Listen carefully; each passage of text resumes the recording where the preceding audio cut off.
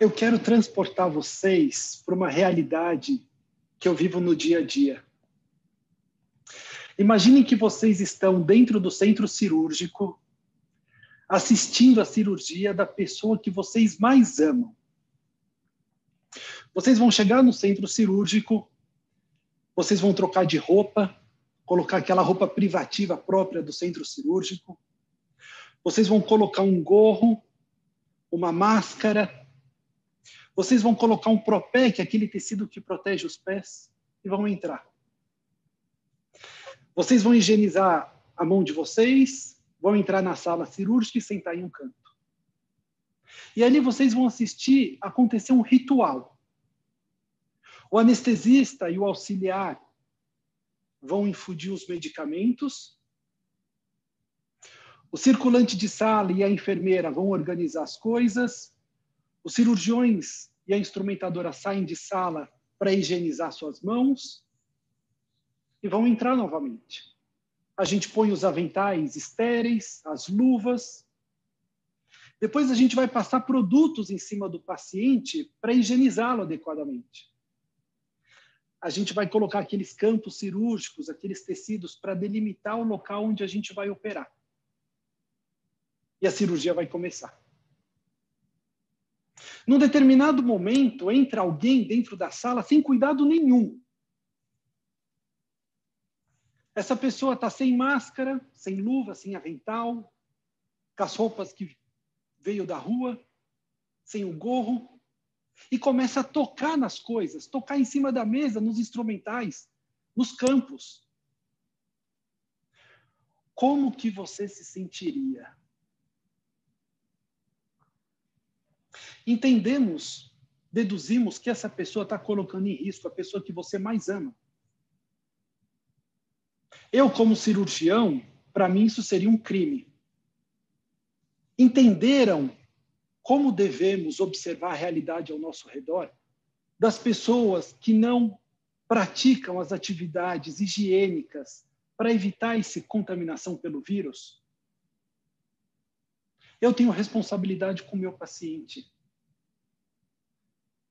Cada um aqui tem a responsabilidade com a humanidade inteira. A realidade não está nem aí para o que você acha. Precisamos observar os fatos. E por que observar os fatos é tão difícil assim? Porque temos a tendência natural de acreditar naquilo que é emocionalmente mais agradável para nós e a refutar aquilo que é desagradável. É nesse ponto que bons líderes tomam decisões ruins. E por que isso ocorre? Porque o design do nosso cérebro e do nosso comportamento foi selecionado naturalmente durante milhões de anos para que a gente tomasse as ações rapidamente diante das ameaças e oportunidades. A realidade, quando se torna consciente, ela é carregada de emoções que predeterminam o que devemos fazer. E nesse ponto, em algumas vezes, podem ocorrer vieses na observação da realidade. Esse vírus passou de ser humano para ser humano.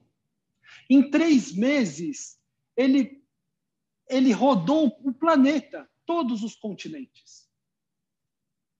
300 mil pessoas faleceram até hoje. Esse vírus se multiplica e contamina, determinado pela sua fisiologia e pela interação com o sistema imunológico do seu hospedeiro. E não o seu posicionamento político ou o que você acha. Quarentena ou lockdown sem mudança de comportamento vira cativeiro. Restringimos as pessoas, o que é bom, porque evita a contaminação de umas para as outras.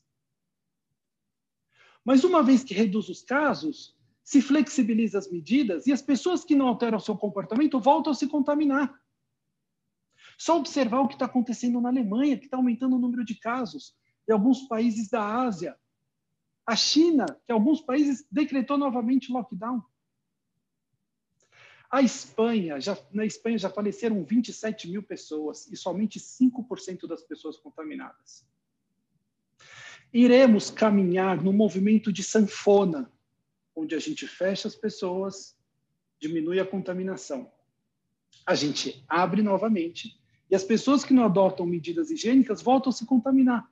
E vamos assim, abrindo e fechando, abrindo e fechando. 3 considerações que precisamos observar que pode interromper isso.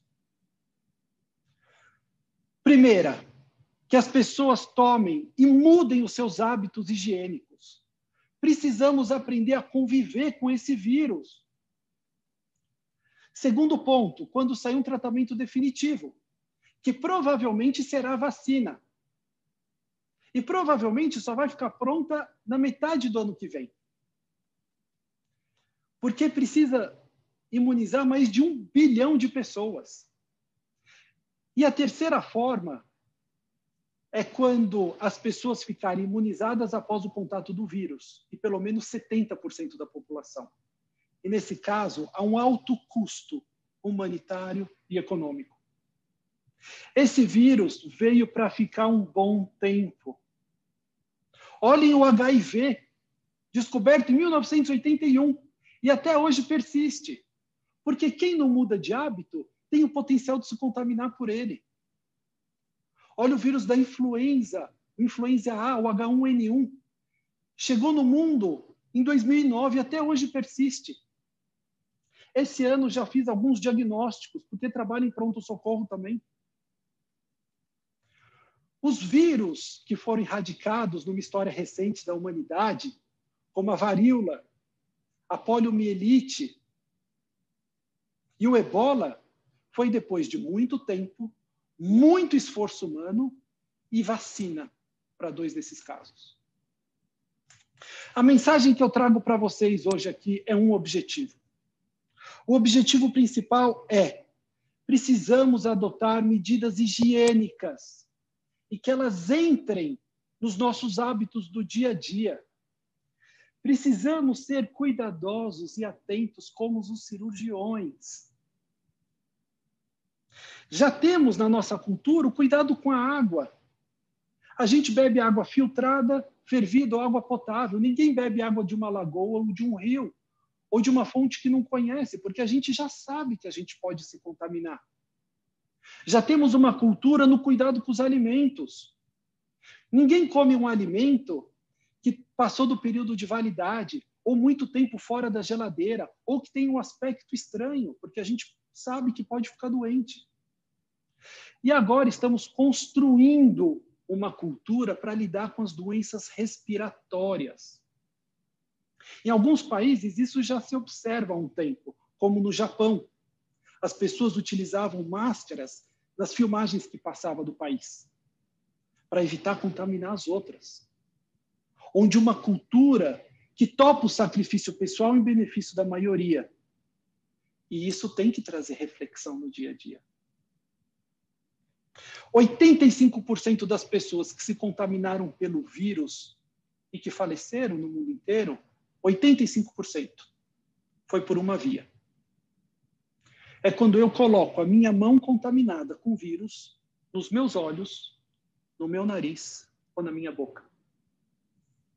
Nos auto-inoculamos o vírus. E por que isso ocorre? Porque a quantidade de terminações nervosas que temos no rosto é muito grande. O nosso rosto é muito sensível. Em média, tocamos o nosso rosto 20 vezes em 1 hora. Precisamos adquirir novos hábitos. Ter uma vontade de praticar até que isso fique automático. E é possível. Os cuidados que eu tenho dentro do centro cirúrgico, eu tenho na minha vida do dia a dia. E aqui eu deixo 6 dicas. 6 dicas. Primeira, entender o que é o vírus e como ele funciona. Precisamos entender porque onde não entra informação de qualidade, entra a nossa fantasia. Isso pode romper com a realidade. Só digitar no YouTube ou no Google como um vírus funciona documentário e assistir. Tenho 3 filhos e os 3 já assistiram e conversamos disso. Porque quando entendemos como o vírus funciona, é praticamente uma dedução de como nos prevenir. Segunda dica, a higienização correta das mãos, com álcool gel pelo menos 20 segundos com a técnica correta, ou água e sabonete por pelo menos 1 minuto. A máscara será a peça do nosso vestuário, se acostumem a ela. Usem dentro de casa, usem com seus filhos para que acostumem com o elástico, que às vezes aperta muito a orelha. Precisamos nos acostumar. Reduzir o contato físico. Quarto. Quinto, todo objeto que eu não limpei e está sujeito ao contato de outras pessoas é possivelmente contaminado. E última dica, ter a certeza que nossas mãos estão limpas quando tocamos o nosso rosto. A principal dificuldade aqui, uma delas é a ignorância.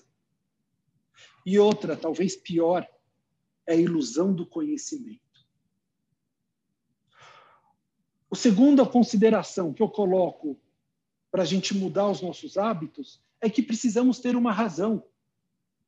Essa razão ela pode vir pela dor ou pelo medo, quando temos um laço afetivo com aquelas pessoas que adoecem ou morrem. Ou pode vir pelo amor.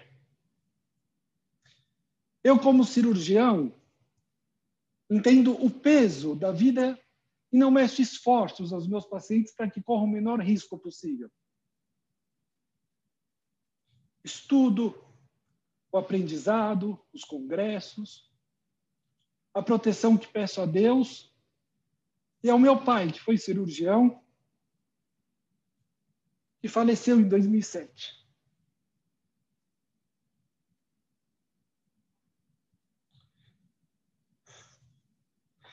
Estamos diante de uma escolha de respeitar a realidade e entender o valor que está em jogo. Que cada ser humano carrega o peso da humanidade. Obrigado. Gratidão. Gratidão pela fala de empatia. De bola. Parabéns. Parabéns. Parabéns.